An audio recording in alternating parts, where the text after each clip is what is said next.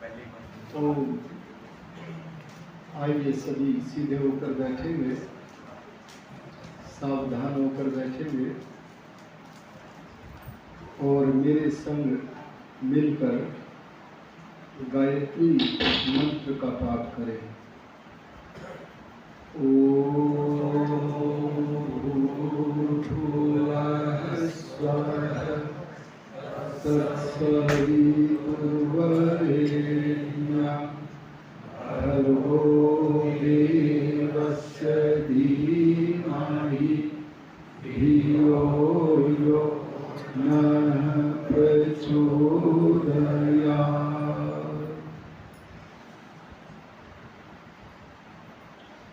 अपने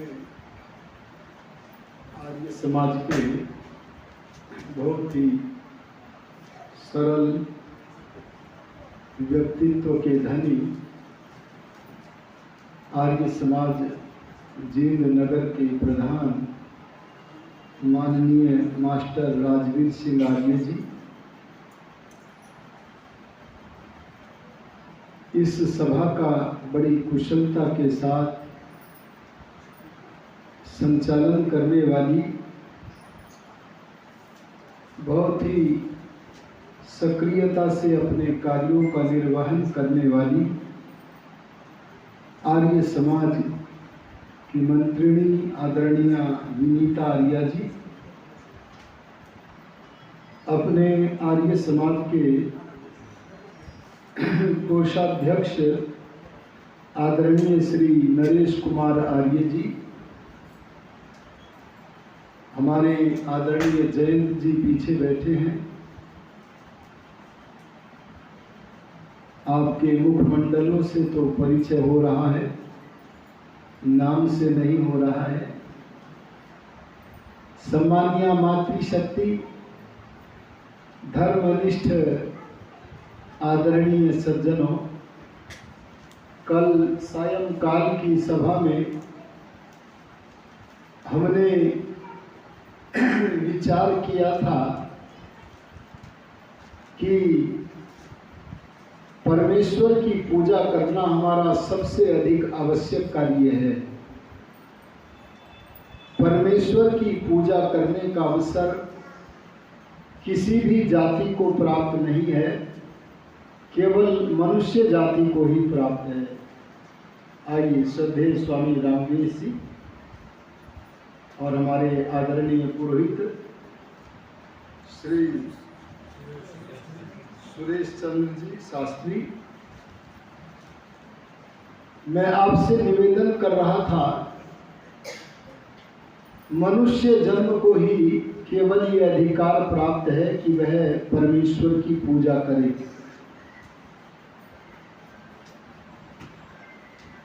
मनुष्य को एक नदी मिली है, नदी एक तरफ ही बहती है, पर मनुष्य को जो नदी मिली है वो एक तरफ नहीं बहती बल्कि दोनों तरफ बहती है। इसके विषय में महर्षि व्यास जी लिखते हैं, चित्त नाम नदी उभयतो वाहिनी वहति कल्याणाय वहति पापाय च। चित्त नाम की नदी, अरे मन नाम की नदी दोनों तरफ बहती है। एक तरफ बहती है तो अच्छाई के लिए, कल्याण के लिए, और दूसरी तरफ बहती है तो बुराई के लिए, पाप के लिए बहती है।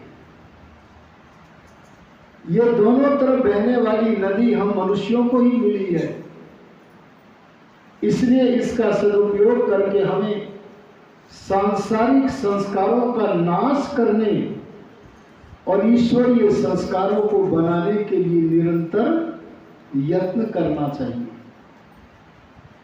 ईश्वर पूजा का अवसर हमें ही मिला है, ये ध्यान रखना चाहिए। और हमने विचार किया था कल शाम की सभा में कि सांसारिक आंगन में पूजा करते समय 3 वस्तुओं को समझना होता है, पूज्य, पूजक और पूजा की सामग्री।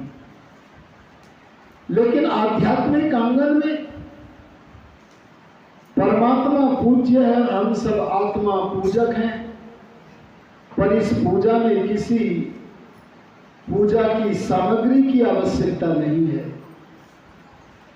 एक थॉमस पेन नाम का पाश्चात्य विचारक हुआ है, उसने भी ऋषियों के स्वर में स्वर मिलाकर कहा है, उसने भी भगवान की कल्याणी वाणी वेद के स्वर में स्वर मिलाकर कहा है कि ये संसार के मनुष्यों, परमात्मा की पूजा वैसी मत करो जैसी पूजा मनुष्यों की करते हो। मनुष्यों की पूजा में उन्हें उनकी आवश्यकता के अनुसार देना होता है और उनसे ज्ञान आदि लेना भी होता है। मनुष्यों की पूजा का लक्षण देना और लेना दोनों है, लेकिन परमात्मा की पूजा का लक्षण उससे केवल ग्रहण करना है। उससे ग्रहण करने के वेदादि सत्य शास्त्रों में 3 प्रकार बताए गए हैं। कितने प्रकार? 3 प्रकार हैं। और उन 3 प्रकारों को ऋषि दयानंद ने बताकर बड़ा प्रसिद्ध कर दिया है। और वे 3 प्रकार कौन कौन से हैं? स्तुति, प्रार्थना और बोलो उपासना। ये 3 प्रकार हैं, इन्हें अपनाओ तो भगवान की पूजा होगी। और जब हम स्तुति, प्रार्थना, उपासना के विषय में विचार करेंगे तो हमें पता लगेगा इन प्रकारों से हम परमात्मा को कुछ भी देते नहीं हैं, बल्कि परमात्मा से ग्रहण ही करते हैं। बस इसी स्तुति, प्रार्थना, उपासना की पद्धति का नाम ईश्वर की पूजा है। आइए आज सबसे पहले हम स्तुति के विषय में समझते हैं। हर शब्द का अपना कोई ना कोई अर्थ होता है। आपको पता है जल माने पानी, वस्त्र माने कपड़ा। स्तुति माने क्या है? स्तुति का अर्थ है प्रशंसा करना। अरे बोलो क्या करना? बड़ाई करना। इसे ऋषि ध्यान ने थोड़ा सा स्पष्ट करके व्याख्यात किया है। ऋषि के शब्द हैं जो वस्तु जैसी है। ये मैं किसको व्याख्यात कर रहा हूं ऋषि के शब्दों में? प्रशंसा को। जो वस्तु जैसी है उसे वैसी ही जानना और वैसी ही मानना और वैसा ही भाषण करना, इस सत्य भाषण का नाम क्या है? स्तुति। क्यों जी, किसका नाम है स्तुति? सत्य भाषण, प्रशंसा, गुणगान, ये सब पर्यायवाची शब्द है। इससे उल्टी भी एक वस्तु होती है, उसे स्तुति नहीं कहते बल्कि उसे कहते हैं निंदा। क्या कहते हैं? असूया। इसको व्याख्यात करें तो यह कह सकते हो, जो वस्तु जैसी है उसे वैसी न जानकर उल्टी जान लो। एक बार एक व्यक्ति लठ लेकर ऋषि दयानंद जी के पास आया और वो अज्ञानी बोला, तुम हमारे परमात्मा का खंडन करते हो, बताओ ये लठ मैं तुम्हारे शरीर के किस स्थान पर मारूं? मनोविज्ञान के पंडित दयानंद बोले, भद्र पुरुष आओ यहां बैठो। अपने समीप बैठाया और बैठा करके प्रश्न कर लिया, आप परमात्मा को कैसा मानते हो? अपना विचार हमारे समक्ष प्रकट करो। तब उसके द्वारा उत्तर आया, मैं परमात्मा को सच्चिदानंद मानता हूं। क्या कहा? मैं सच्चिदानंद मानता हूं। ऋषि ने इनमें से बीच वाला जो पद था चित, उसे पकड़ लिया और क्या कहा? चित शब्द आपके मुख से निकला है, यह कहता है आप परमात्मा को चेतन मानते हो। बताओ परमात्मा चेतन है या जड़ है? दोनों में अंतर समझ लो। जिसमें ज्ञान नहीं होता, जिसमें गति नहीं होती, जिसमें प्रयत्न नहीं होता, अरे बोलो उसका नाम जड़ है। जिसमें ज्ञान भी है, जिसमें गति भी है, अरे जिसमें प्रयत्न भी है, वो क्या है? चेतन। आप बताओ परमात्मा को जड़ मानते हो कि चेतन मानते हो? बोला मैं तो परमात्मा को सच्चिदानंद मानने से चेतन ही मानता हूं। तब दयानंद के मुख से वाक्य निकला, मैं अचेतन का खंडन करता हूं, मैं वास्तविक चेतन परमात्मा का कभी खंडन कर ही नहीं सकता। बोलो। ये सुनकर के उसने लठ को फेंक दिया और दयानंद के चरणों में ओतप्रोत हो गया। आर्यों में आपसे निवेदन करना चाहता हूं और कहना चाहता हूं कि दुनिया में सारे मतावलंबी, अरे बोलो क्या कहा मैंने? अब जो आ रहे हैं वे थोड़ा आगे आकर के बैठे, पीछे बाद में आएंगे तो उनके लिए आगे घुसने को जगह नहीं रहेगी। आप थोड़ा थोड़ा आगे आ जाओ। आप लोग हो लो थोड़ा थोड़ा आगे।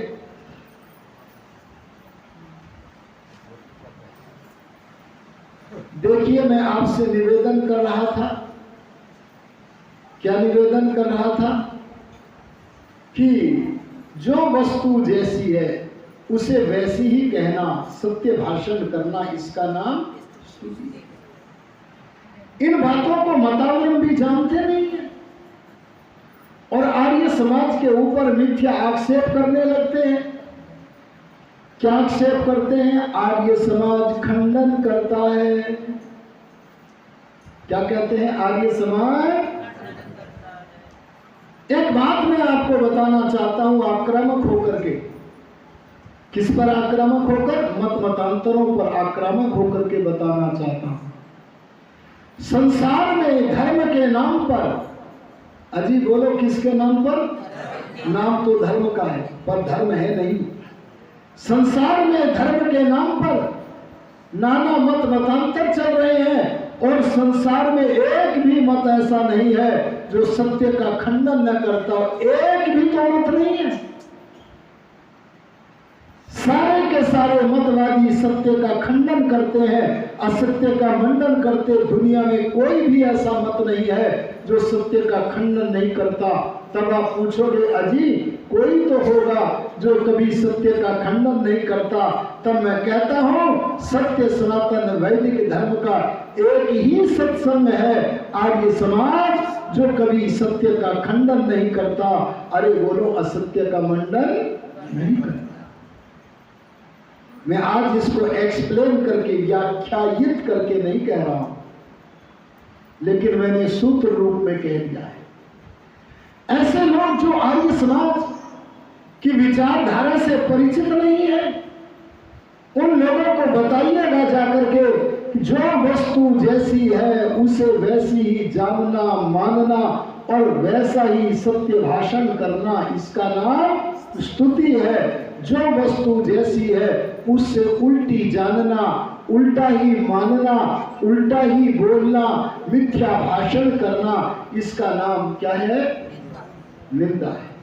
बताओ हमें निंदा करनी चाहिए कि स्तुति? अच्छा एक गीत बोला जाता है मंदिरों में, क्या? कभी कभी भगवान को भी भक्तों से काम पड़े। अरे बोलो पड़ता है कि नहीं? अरे बोलो ना। जो गीत तो गाया जा रहा है। हमने पूछा परमात्मा सृष्टि को बनाते हैं, पालन करते हैं, संहार करते हैं, किसकी सहायता लेते हैं? अरे बताओ वो सर्वशक्तिमान है। सर्वशक्तिमान का क्या अर्थ है? बताओ ना। भगवान सब कुछ कर सकता है कि नहीं? अरे हाथ खड़ा करके बोलो लंबा सा। सब कुछ कर सकता है कि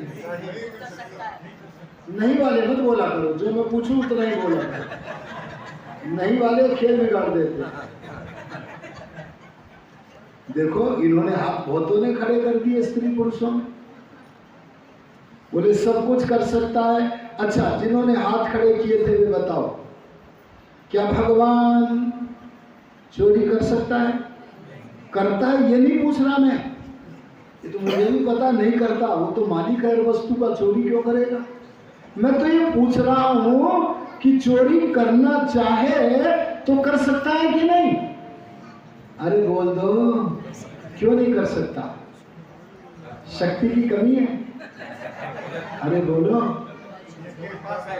परमात्मा इसलिए चोरी नहीं कर सकता क्योंकि वो पवित्र स्वभाव वाला है। अपने स्वभाव के विरुद्ध अपवित्र कार्य परमात्मा कैसे करे? क्यों कहते हो भगवान सब कुछ कर सकता है? अच्छा बताओ, भगवान अपने जैसा एक और भगवान बना सकता है? तो क्यों हाथ खड़ा कर रहे थे? सब कुछ कर सकता है। और अगर थोड़ी देर के लिए मान भी ले कि भगवान अपने जैसा भगवान बना देगा दुर्जन तोष न्याय से, ये संभव नहीं है। किसी दुर्जन को संतुष्ट करना हो तो थोड़ी देर को मानना पड़ता है। तो भी एक भगवान तो बना हुआ होगा, और जो बना हुआ होगा वो बिगड़ेगा भी। एक भगवान कभी बना हुआ नहीं है, अनादि है, और कभी उसका अंत भी नहीं होगा। ये अंतर तो दोनों में फिर भी, अरे बोलो, बना है। अच्छा बताओ, भगवान क्या इतना बड़ा पत्थर बना सकता है? कितना बड़ा, जिसे खुद भी न उठा सके। हाँ करोगे तो फंसोगे, ना करोगे तो फंसोगे। इसलिए ऋषि को पढ़ो, ध्यान देना, ऋषि को पढ़ो। अरे सबसे प्रियतम परमात्मा के बारे में जानो।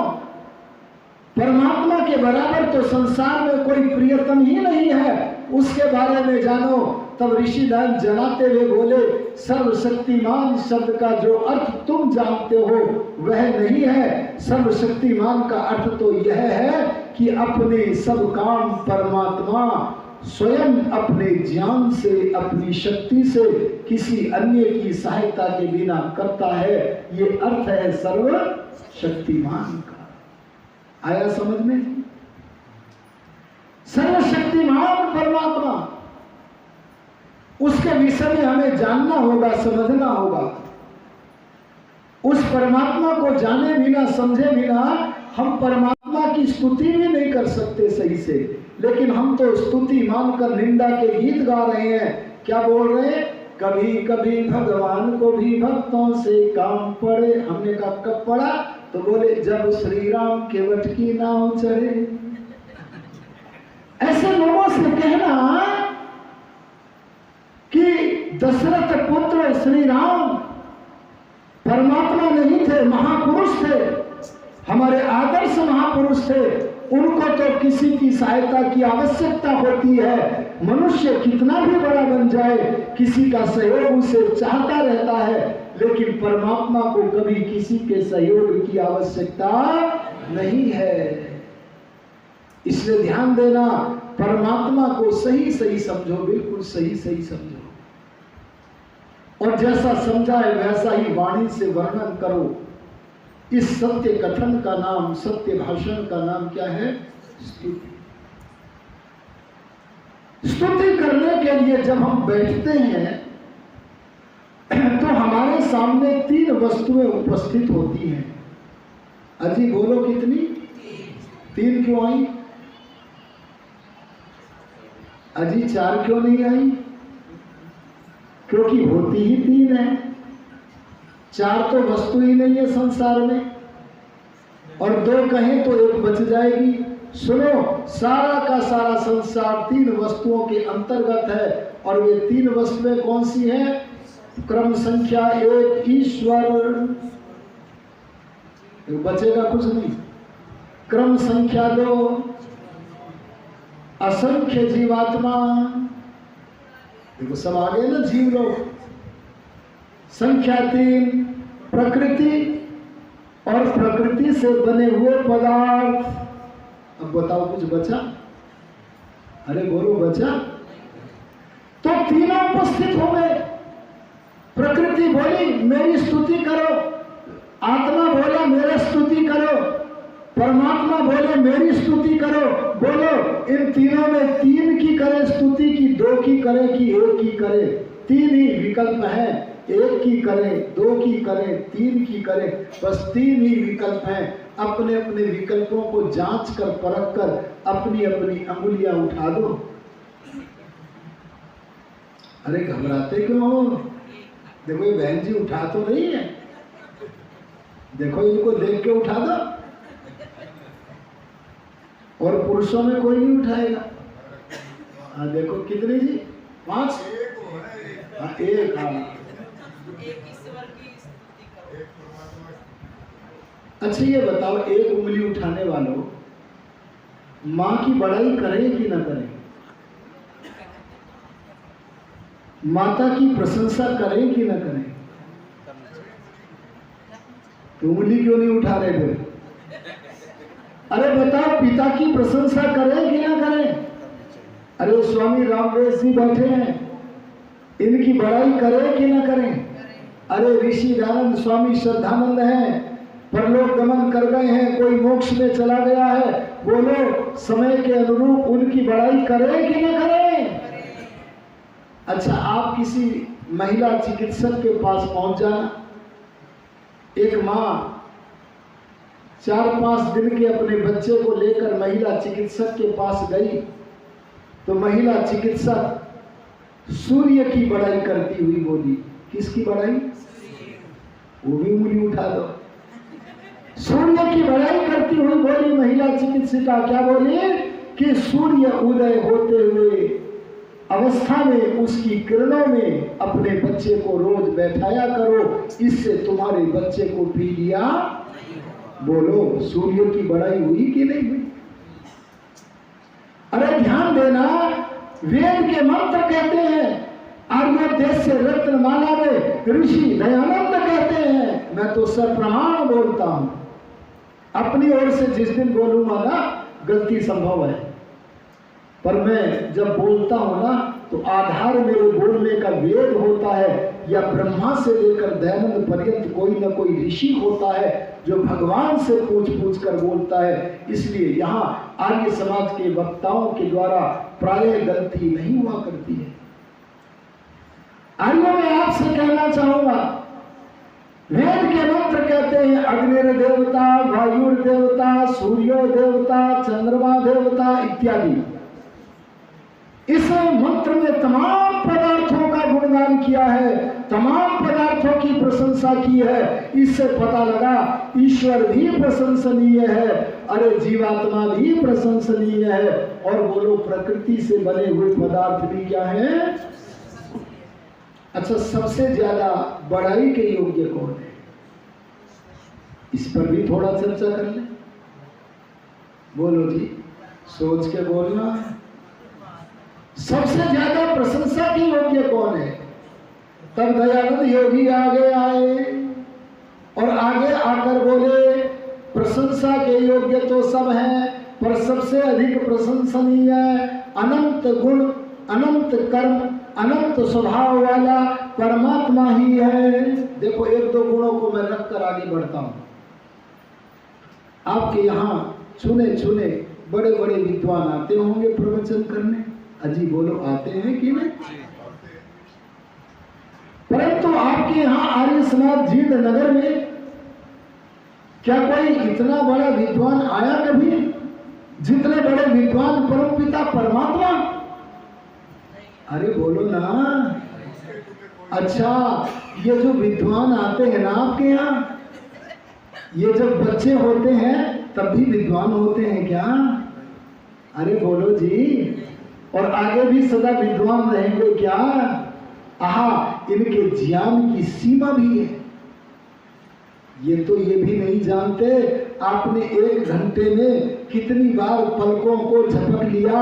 इन्हें आपकी पलकों का क्या, अपने आप अपनी पलकों को कितनी बार मैंने 1 घंटे में झपक लिया, ये भी नहीं पता है। लेकिन संख्याता अस्य निमिषो जनानाम, परमात्मा के ज्ञान को तुम अपनी बुद्धि के पैमाने से मत नापने लगना। उसका ज्ञान तो इतना अनंत है, कि उसके ज्ञान के भीतर तुम्हारे पलक झपकने की संख्याओं की गणना भी विद्यमान है। कितना बड़ा ज्ञानी है बोलो। जो सबसे बड़ा ज्ञानी है वो सबसे ज्यादा स्तुति के, प्रशंसा के, गुणगान के योग्य है कि नहीं? इसीलिए तो एक उंगली खड़ी कर रहे थे। अच्छा, आपके यहाँ दानी भी बहुत होंगे, क्यों जी? अगर आपके यहाँ अभी कोई खड़ा हो के कहे लो जी 1 करोड़ रुपए मेरी पर्ची काट दो,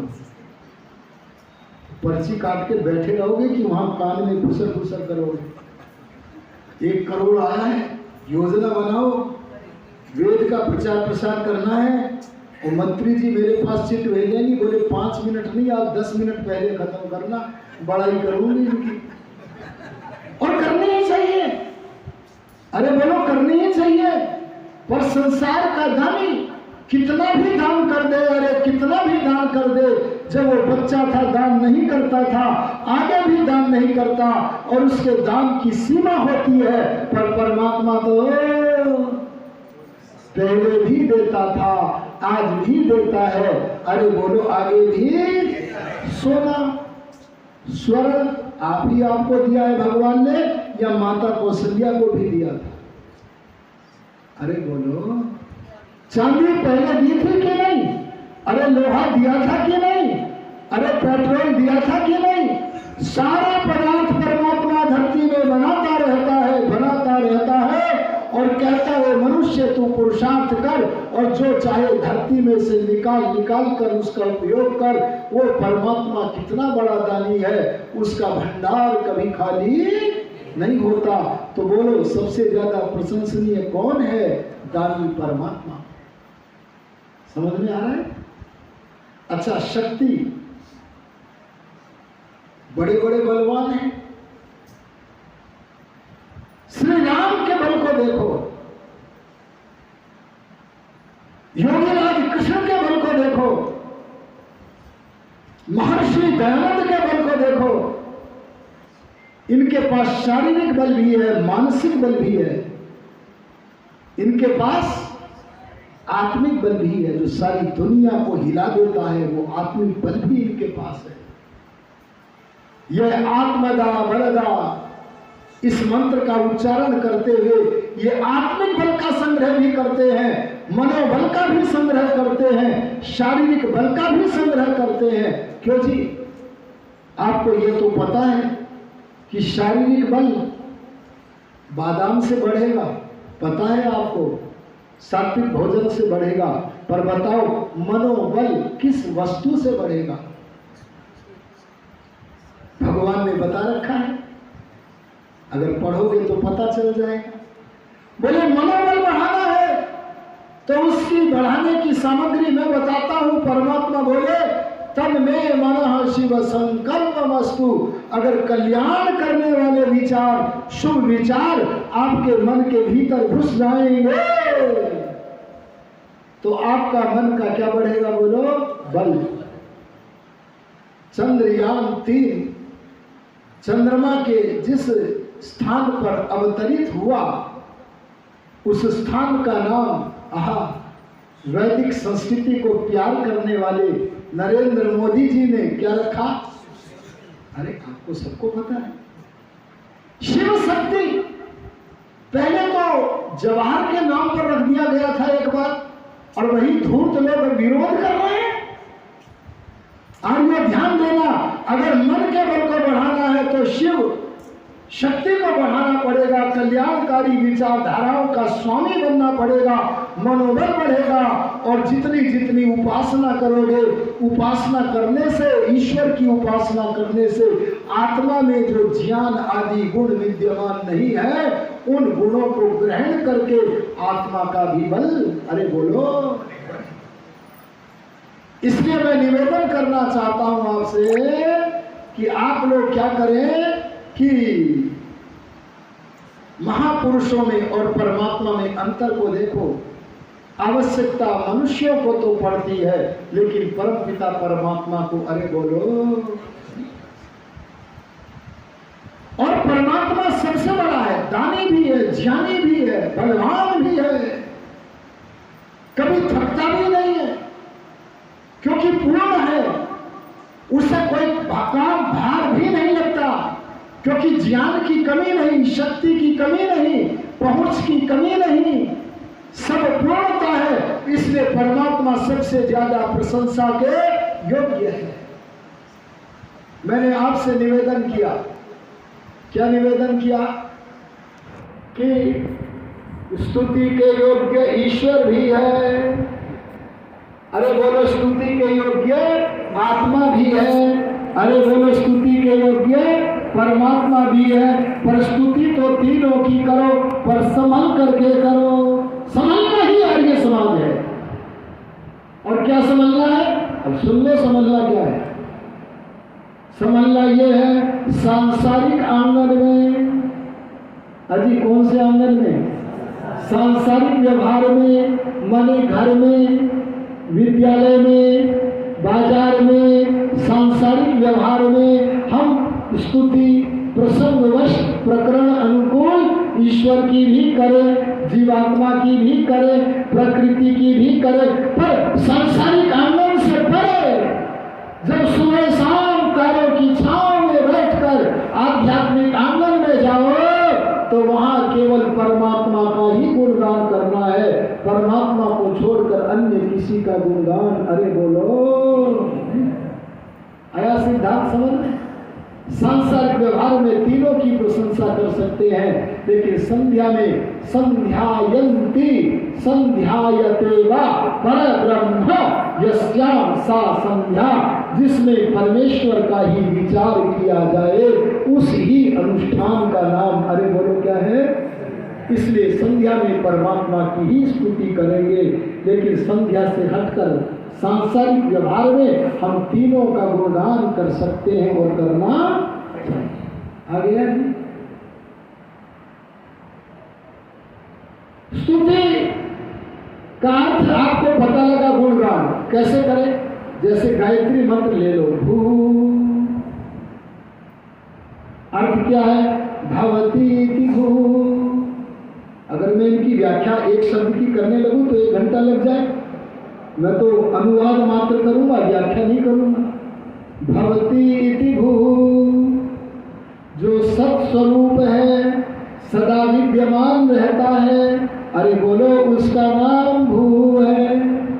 हे परमात्मा, मैं भी सदा रहता हूँ, प्रकृति भी सदा रहती है और आप तो सदा रहते ही हो, पर मुझे आपका आश्रय चाहिए। बोले मेरा क्यों चाहिए?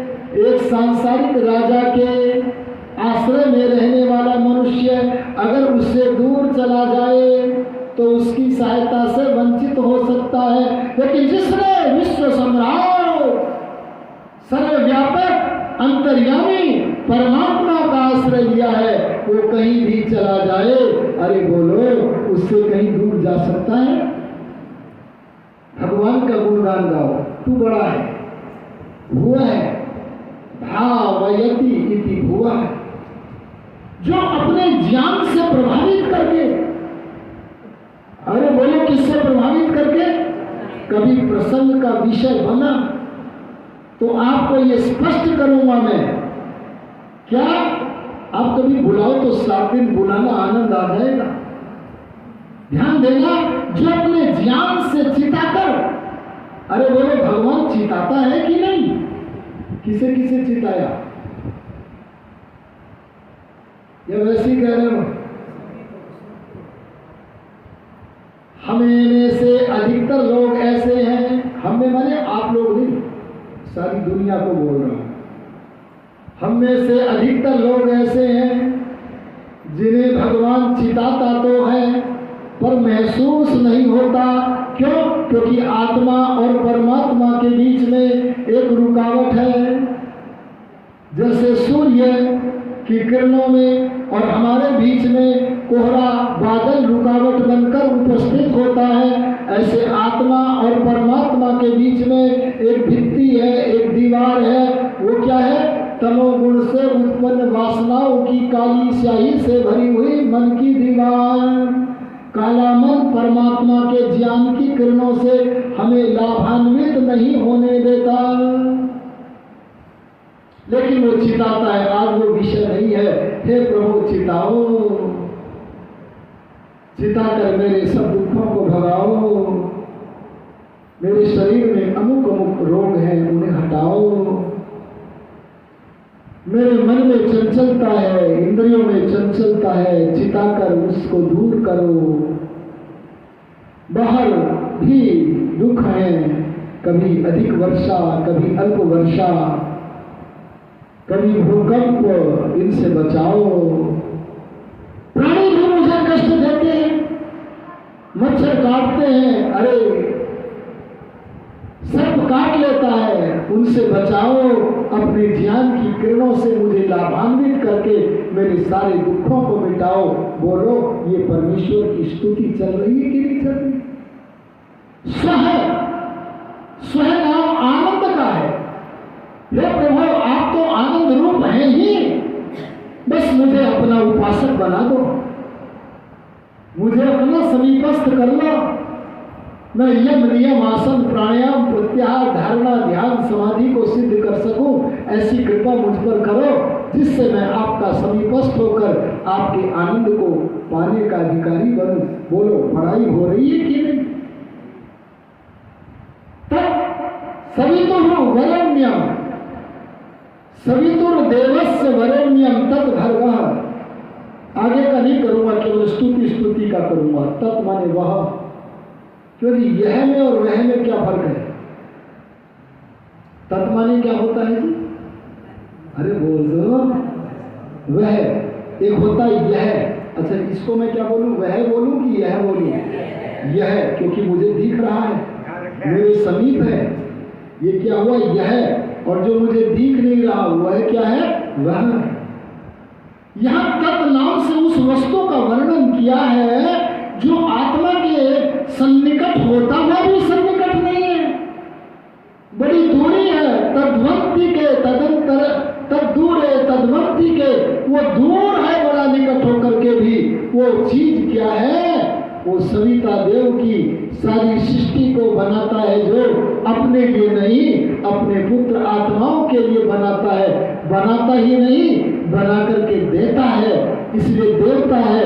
और देता ही नहीं, द्योतन करता है। सृष्टि को कैसे हमें उपयोग में लेना है, इसका प्रकाश करता है ज्ञान के द्वारा। ऐसे सविता देव के तत् उस वरेण्यम, वर्ण करने योग्य कोई वस्तु है। बोलो, इन शब्दों के द्वारा भगवान का गुणगान हो रहा है कि नहीं हो रहा? आंख बंद करके भगवान का गुणगान करो। परमेश्वर के बराबर गुणों का धनी कोई नहीं है। खो जाओ प्रेष्ठम अतिथिम स्तुषे। अरे परमात्मा सबसे ज्यादा प्यार करने के योग्य है, इसलिए परमात्मा की स्तुति करो। एक व्यक्ति, सब सो रहे थे, रात्रि में 2 बजे जगा। कितने बजे जी? सब सो रहे थे, सबकी वासनाएं सो रही हैं, क्योंकि सब सोए हुए हैं तो सबकी वासनाएं भी सो रही हैं, वो हमें तंग करेंगे। ध्वनि प्रदूषण, वायु प्रदूषण सबका भाव है। और मैं भी अभी सोकर के उठा हूं। अगर मेरे अंदर वासना है तो वो भी सोई हुई है, नहीं है तो कल्याण है ही। 2 बजे उठा, उठ करके स्नान आदि कर्म करके 3 बजे से मन ही मन में जप करने लगा। मिश्री मिश्री मिश्री मिश्री का जप कर रहा है। बड़ी मीठी वस्तु है, कल्याणकारिणी वस्तु है, उसका जप कर रहा है। मिश्री मिश्री 3 बजे से लेकर 6 बजे तक मिश्री का जप किया। 3 घंटे तक जप किया। अरे बोलो, 3 घंटे के जप से तो मुख मीठा हो जाएगा कि नहीं? अरे बोलो ना, फीकी चाय पिला दे बाद में तो चलेगी। ये हमारी बहनें कैसी बोली है? हाँ, हो जाएगा। अरे बोलो, हो जाएगा क्या? अरे सच्ची बोलो, हो जाएगा क्या? तो जब का लाभ क्या हुआ? अरे शास्त्रों में जब का विधान क्यों किया गया है? जब 3 घंटे तक मिश्री कहने से मुंह मीठा नहीं हुआ, तो जब उपासना भी करना, ये जो कहा गया है, जब का विधान क्यों कहा गया, किया गया? तब शास्त्र बोला, ए तुझे जप करना आया नहीं, अगर तू सच में सही जप करता तो तेरा मुख मीठा कमी रह गई। बोले क्या कमी रह गई? तो स्तुति करने में जो कमी रह गई, गुणगान करने में जो कमी रह गई, उसे सुन लो। वेद का एक मंत्र कहता है, हम लोगों में, अब हम जो यहाँ कमरे में बैठे हैं उनकी चर्चा हो रही है, क्योंकि यहाँ सब आर्य लोग बैठे हैं। बोले हम लोगों में भगवान के 3 तरह के भक्त इस वेद मंत्र में आया है।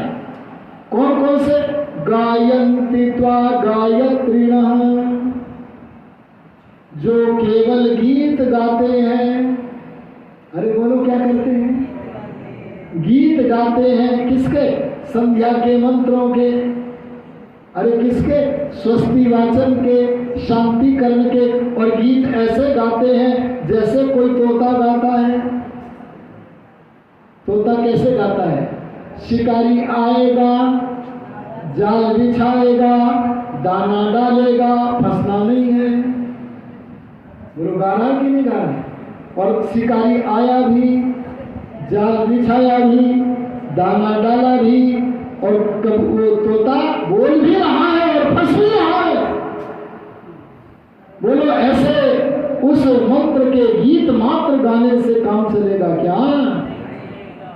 अच्छा, आपको अगर IAS बनना है, मेहनत करनी पड़ेगी कि नहीं? अरे बोलो। और अगर भगवान का आलिंगन करना है, अरे भगवान का प्रत्यक्ष करना है यदि, तो कितनी बहुत ज्यादा मेहनत करनी पड़ेगी। पर बहुत ज्यादा तो छोड़ो, हम संध्या के 19 मंत्र भी कंठस्थ करने को तैयार नहीं है, और कहते भगवान का दर्शन करेंगे। और किसी को अगर संध्या के 19 मंत्र याद हो भी गए तो मंत्रों के अर्थ याद नहीं है। इसलिए वेद ने कहा, हम में से बहुत सारे लोग ऐसे हैं जो गायन्ति त्वा गायत्रिणः, जो तेरे गीत तो गाते हैं, कोई चिंता बजाकर, कोई थाली बजाकर, कोई हथेली बजाकर, भगवान के गुणों के मस्त होकर गीत तो गाता है, पर गीत के भीतर जो अर्थ विद्यमान है उसका कभी विचार ही नहीं करता है, केवल गीत गा रहा है। ऐसा व्यक्ति गायत्री है। ये गाने से नाम उसका क्या है? गायत्री है। वेद से पूछा गायत्री को क्या लाभ मिलेगा? वेद चुप है। अरे बोलो, वेद ज्यादा लाभ नहीं मिलना इसको, पर ये काम भी बुरा नहीं है, इसलिए चले चलो, करे करो, आगे बढ़ो। और आगे बढ़ोगे तो क्या होगा? तो वेद मंत्र बोला, अर्चन्ति त्वा अर्कमर्किणः। अर्कम माने पूज्यम, जो पूज्य परमात्मा की अर्थ विचार के साथ, अरे बोलो किसके साथ? अर्थ विचार करके गायत्री मंत्र का केवल पाठ नहीं करते, एक एक शब्द के अर्थ का विचार भी करते हैं। अर्थ विचार के साथ जो गायन करते हैं, ऐसे लोगों का नाम गायत्री से बदल करके परमात्मा ने रख दिया अर्की। अरे बोलो क्या है? कब तक अर्थ विचार करते रहोगे? इससे भी पूरा फायदा नहीं होगा। और आगे बढ़ो, और आगे बढ़ने के लिए वेद का मंत्र बोला, ब्रह्माणस्त्वा शतक्रतो उर्वंशमिव ये मिरे। ये असंख्य कर्म करने वाले जीव, तू क्या कर? ब्रह्म के गुणों का गान ही मत कर। ब्रह्म यज्ञ में ब्रह्म के गुणों का गान ही मत कर, केवल ब्रह्म के गुणों का विचार ही मत कर केवल, बल्कि ब्रह्म के गुणों को गा, ब्रह्म के गुणों का विचार कर, और आगे बढ़कर ब्रह्म के गुणों से अपनी आत्मा को अलंकृत कर। अजी, कानों को किससे सजाते हैं? कुंडल से। हाथों को किससे सजाते हैं जी? कंकड़ से। जैसे शरीर के अंगों को हम आभूषणों से सजाते हैं, ऐसे जो ब्रह्म के गुणों को चुन चुन कर उससे अपनी आत्मा को अलंकृत करता है, ऐसा मनुष्य केवल गायत्री नहीं है, केवल अर्की नहीं है, बल्कि उसका नाम है ब्रह्मा। अरे बोलो क्या है? ब्रह्मा नाम क्यों पड़ा? क्योंकि वह ब्रह्म के गीत ही नहीं गाता, वह ब्रह्म के केवल गुणों का विचार ही नहीं करता, बल्कि ब्रह्म के गुणों से अपने आत्मा को सजाता है। इससे क्या निकल के आया? इससे निकल करके आया कि हम अगर पूर्ण सफल होना चाहते हैं तो जो मनुष्य केवल दयालु दयालु दयालु बोलता है पर जीवन में दयालु बनता, अरे बोलो बनता, क्या वो बड़ा आदमी बन जाएगा? एक बार एक सज्जन खड़े हो गए, प्रवचन में मैं छूट दे देता हूं, प्राय कि कुछ पूछना हो तो पूछ लिया करो। खड़े हो गए, बोले हम भगवान के नाम का जप करेंगे तो हमें क्या मिलेगा? फायदा तो पहले देखता है व्यक्ति, क्या धरा है भगवान के नाम में। जब उसने ये कहा क्या धरा है भगवान के नाम में, तो मैंने सोचा संक्षेप में उत्तर देना है। मैंने पूछा तुम्हारे घर में मटकी है या नहीं? मटकी, अरे मटकी तो जानते हो कि नहीं?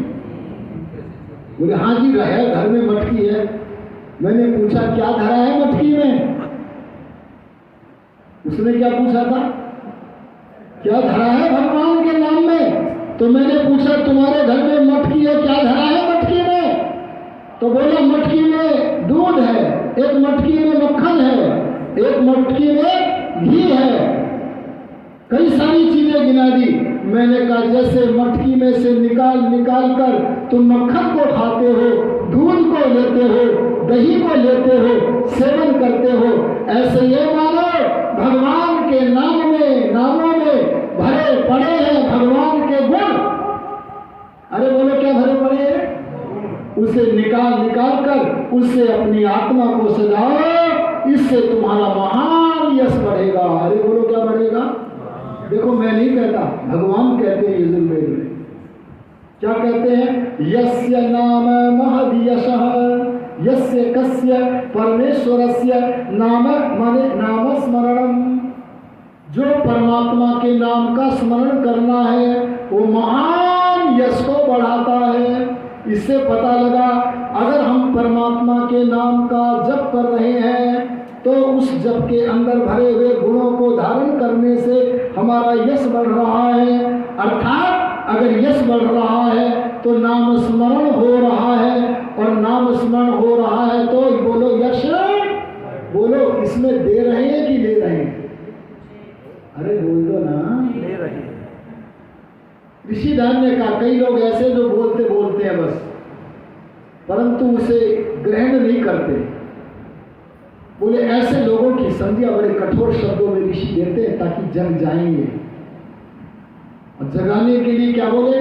जो मनुष्य केवल वाणी से भगवान के गुण गाता जाता है परंतु उन गुणों को अपने आचरण में नहीं लाता है, ऐसा मनुष्य तो भांड है। अरे बोलो क्या है? अगर हम भांड बन करके केवल वाणी से उच्चारण करके भगवान की स्तुति करेंगे तो हमें कुछ नहीं मिलेगा। इसलिए परमात्मा के गुणों का कीर्तन करते करते उन गुणों से अपनी आत्मा को सजाना है, इससे हमें महान यश मिलेगा।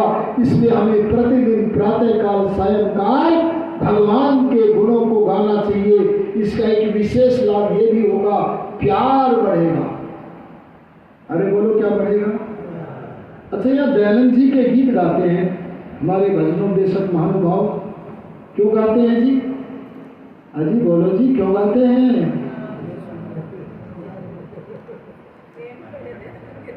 दयानंद जी से प्यार हो जाए, ऋषि दयानंद की विचारधारा से प्रेम हो जाए, और हम भी ऋषि दयानंद की तरह आगे बढ़ते हुए और अधिक नहीं तो श्रद्धानंद बन जाएं, अरे लेखराम बन जाएं। इसलिए ऋषि दयानंद के प्रति प्रीति को उत्पन्न करने के लिए उनके गीत गाते हैं। लेकिन हमारे पास बहुत संपत्तियां हैं, बैंक बैलेंस बहुत है, पर एक संपत्ति में हम सब निर्धन हैं। उस संपत्ति का नाम है ईश्वर प्रेम। अरे बोलो क्या है? ये संपत्ति अगर प्राप्त करनी है तो प्रभु के गुणों के गीत गाओ। जितना जितना प्रभु के गुणों के गीत गाओगे उतना उतना प्रभु प्रेम हमारे अंदर। बोलो अच्छा पहचान क्या प्रभु प्रेम है कि नहीं? मैं हाथ खड़ा करवाऊंगा तो सब कर देंगे, हमारे अंदर तो बड़ा प्यार है। देखो पहचान बताता हूं मैं, जिससे जितना जितना प्रेम होता है उसके लिए उतना उतना ही समय हमारे पास होता है। बोलो सही है कि नहीं है जी? विद्यार्थी विद्या के लिए प्रेम करता है तो विद्या के लिए समय निकालता है। कृषक को खेती से प्रेम होता है तो बोलो खेती के लिए समय निकालता है। व्यापारी को व्यापार से प्रेम होता है तो बोलो व्यापार के लिए समय। लेकिन ईश्वर के लिए कितना समय है? अरे कोई कह दे 3 घंटे सुबह 3 घंटे शाम प्रभु प्रेम में बैठा करो तो बोलो तैयार हो? इसलिए नहीं हो क्योंकि प्रभु प्रेम नाम की संपत्ति हमारे पास। अरे बोलो, ये प्रभु प्रेम की संपत्ति अगर सबसे बढ़िया संपत्ति आपको बढ़ानी है तो इसके लिए पहला काम पूजा के अंतर्गत जो करना पड़ेगा उसका नाम क्या है? स्तुति।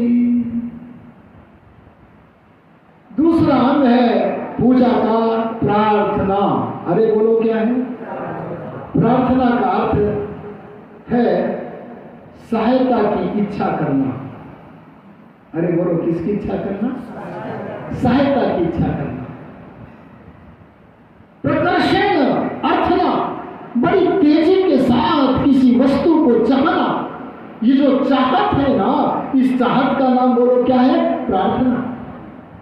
जैसे उदाहरण के लिए एक नहर में मछली पानी में बहती हुई जा रही है, क्रीड़ा करती हुई जा रही है। आप उस मछली को निकालकर उस नहर के किनारे बालू के रेत में रख दे, नदी के तट पर ही रख दे, उसे पानी दिख रहा है। पानी को देखकर अपने जीवन को देखकर वो पानी के लिए कैसी मचलती है। ये पूर्ण पुरुषार्थ पानी में जाने का करती है। ये मचलन, ये तड़फन जो है इसका नाम बोलो क्या है? प्रार्थना। ऋषि दान के शब्दों में समझ लो। ऋषि दान कहते हैं अपने पूर्ण पुरुषार्थ के बाद किसका जी? अरे बोल दो ना। अच्छा एक बात बताओ, अगर मैं 5 लोगों को वेतन देकर अपने लिए भगवान का जप कराऊं तो काम चलेगा कि नहीं? अरे बोलो चलेगा क्या? अपने लिए कराएंगे, उसको वेतन देंगे बाकायदा। अरे बोलो चलेगा कि नहीं? लोग तो करते हैं ऐसा। परंतु सत्य सनातन वैदिक धर्म कहता है अरे तुम नहाओगे तभी तुम्हारा शरीर पवित्र होगा। अरे तुम स्वयं अपने लिए व्यायाम करोगे तभी बलवान बनोगे। अरे तुम स्वयं खाओगे तभी तुम्हारी भूख फूटेगी। तेरी महिमा को दूसरा नहीं बढ़ा सकता, तुझे स्वयं अपनी महिमा को बढ़ाना है। इसीलिए ऋषि दान ने कहा अपना पुरुषार्थ करो। अपना कितना करो जी? हल्के मारे से नहीं काम चलेगा। अरे बोलो, ऋषि बोले फल पूरा पाना है तो पुरुषार्थ भी पूरा ही करना पड़ेगा। अपना पूर्ण पुरुषार्थ उस मछली की तरह करो। और यहां पुरुषार्थ की जगह ऋषि दान ने परिश्रम नहीं लिखा है। क्या लिखा है बोलो जी? परिश्रम में और पुरुषार्थ में अंतर भी होता है। क्या अंतर है? एक चोर चोरी करता है, बोलो परिश्रम करता है कि नहीं? एक रिश्वत लेने वाला कार्यालय में बैठा हुआ रिश्वत लेता है, बोलो परिश्रम करता है कि नहीं?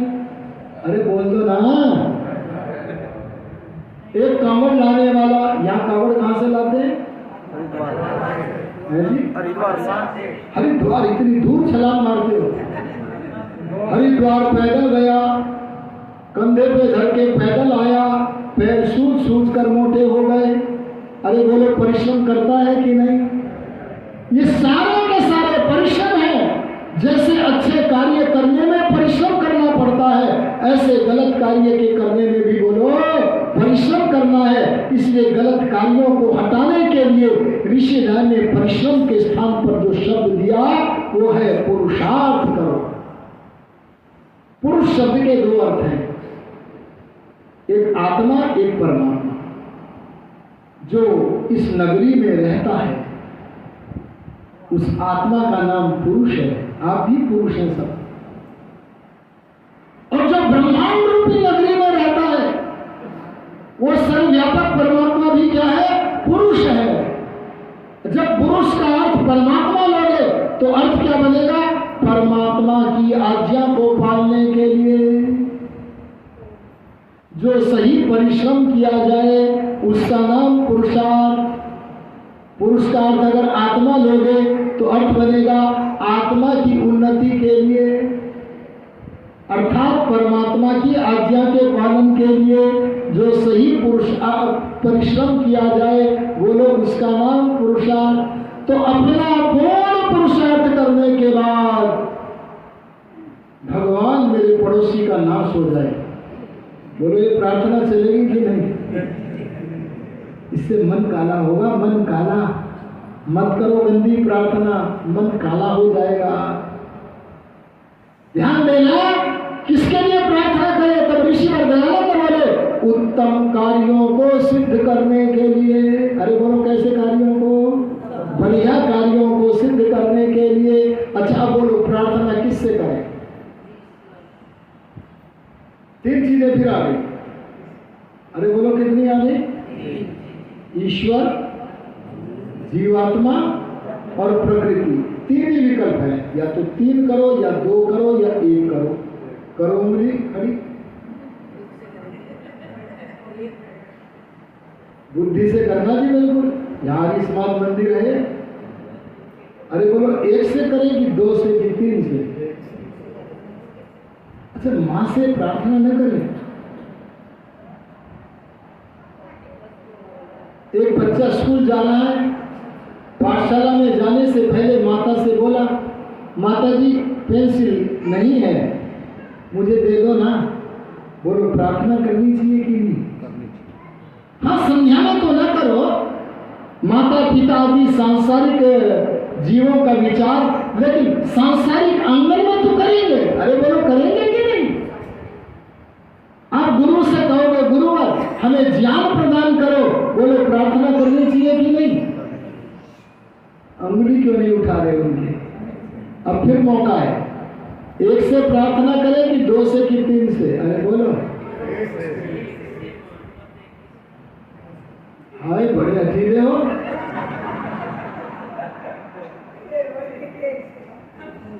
देखो आपकी भावना को मैं समझ रहा हूं, आप भगवान को सर्वोपरि स्थान दे रहे हैं और देना भी चाहिए, लेकिन सांसारिक आंगन में दयानंद कहते हैं, आर्योदय से रत्नमाला पुस्तक में कहते हैं, उनके शब्दों को बोलता हूं मैं। वे क्या कहते हैं? परमेश्वर व किसी सामर्थ्यवान से सहायता की इच्छा करना। व शब्द के दो अर्थ हैं, अथवा या और। दो के नाम आ गए यहाँ। किसके? परमेश्वर और ज्ञानी से ज्ञान की।